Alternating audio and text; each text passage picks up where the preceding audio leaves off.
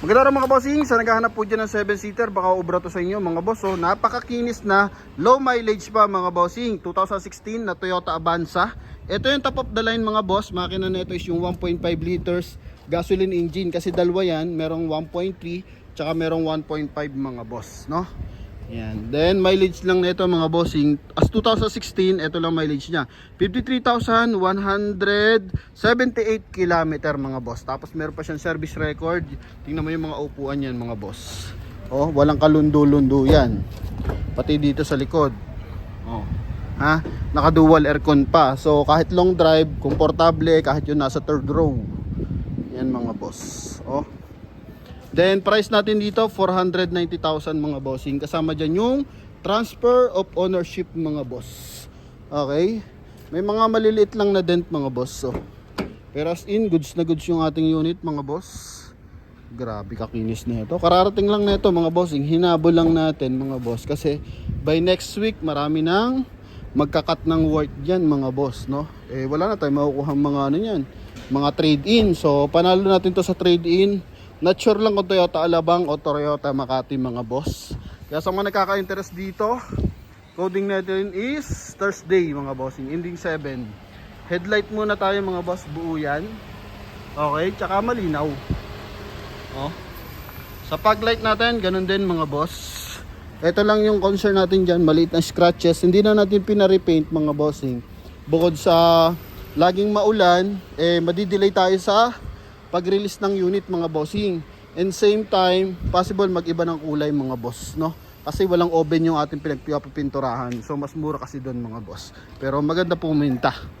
Then sa paglight mga boss, walang basag yan. Sa side naman, ito, Dunlop tires yan mga bossing.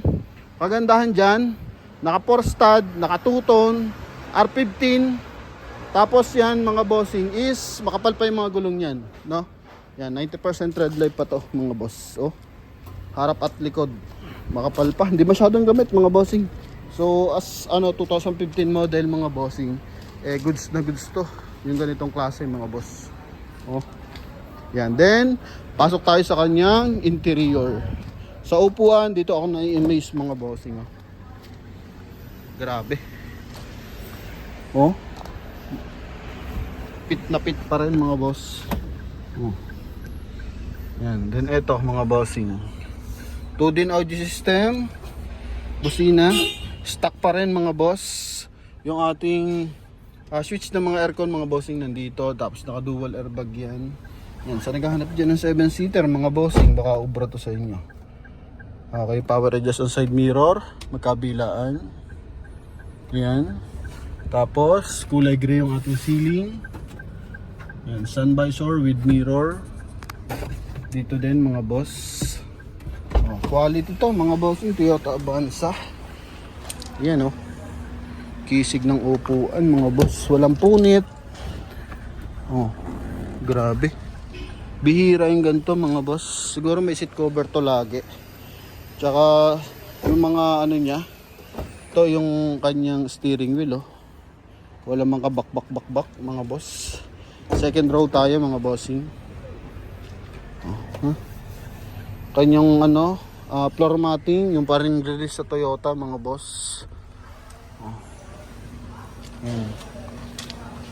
Okay, door panel natin mga boss. Dito may switch na aircon, maayos yung mga lower. Third row natin boss. Ha? Naka rear wheel drive mga bossing. Hanap kasi ni iba kalimitan rear wheel drive. Kasi pag akit sila ng Baguio, Tagaytay, so hindi dudulas. Yan. Ito yung likod niyan. Oh. Yung likuran parang hindi pa nauupuan mga boss. Oh. Grabe. Kinis. Bango pa ng loob mga bossing. Oh. Luwag ng headroom. Yan Tsaka yung mga side. Oh. Then sa ilaw, ito yung ilaw natin. Ito wala naman. Mga lang. Pinagdumihan lang ng pagbabapping. Maayos mga bossing. Hydraulic assist, maayos. Ayan. Tapos naglagay sila ng 2-eye sensor mga bossing. Yan, para pag nagre-reverse may guide yung driver. Iwas collision yun mga boss. Ayos ang gulong natin mga bossing. Kabilang side. Ito yung kabilang side natin. Yan, may tumatawag. Wait lang, tapusin lang natin to mga boss. Bigyan nyo ko ng 3 minutes mga bossing, ha? Sa para sa tumatawag. Okay. Silipin natin yung kanyang service record. So nagpapaservice sila is Toyota Bikutan. Okay, tapos yung mga less maintenance niya is sa Caltex. Yan o, change oil, change battery pala, sorry. Nung ano to, 6/29/2025. So July mga bossing, bagong palit ang baterya. Okay, yan. Dito lang may mga maliliit na kalmot. Yan o. Pero as in, presentable to mga boss. Okay, so silipin natin syempre engine bay. Yan. Ito lang ang pinakaano natin dyan. Kakapiraso naman mga boss oh. Yan, ha? Tapos mais transmission, makina, wala naman siyang kalampag. Sa mga naghanap dyan ng 7-seater, baka sasapat na po yung inyong inipon. So ito mga boss oh. Bagong detail, naka timing chain to mga bossing, ha. Yan, battery niya is Motolite. Bagong palit lang yung Motolite, ha. July 26 July 29, 2025. Buo ang panel niyan bossing. Walang UP ang mga panel.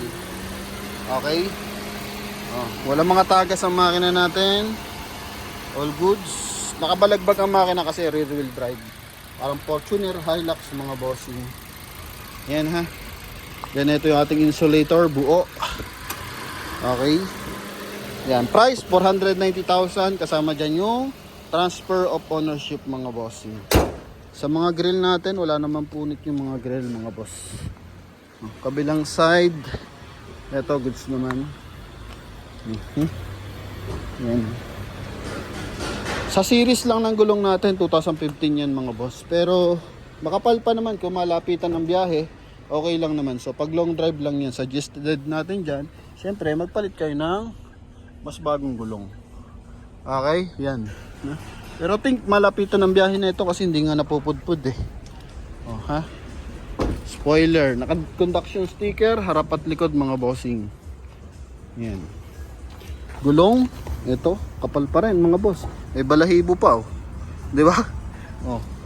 Yan. So sa mga nakaka-interest mga bossing, 490,000, pwede nyo tong makuha mga boss. Yan, may dala at wala kayong mekaniko, presentable to mga bossing, ha. Okay. Yan. So sa mga nakaka-interest, syempre tawag na, and maraming salamat sa sumusuporta sa atin, mapa Facebook, YouTube mga bossing. Thank you very much sa inyo mga boss. Ano? Kung nasa man kayo palagi, ingat po kayo and bye-bye.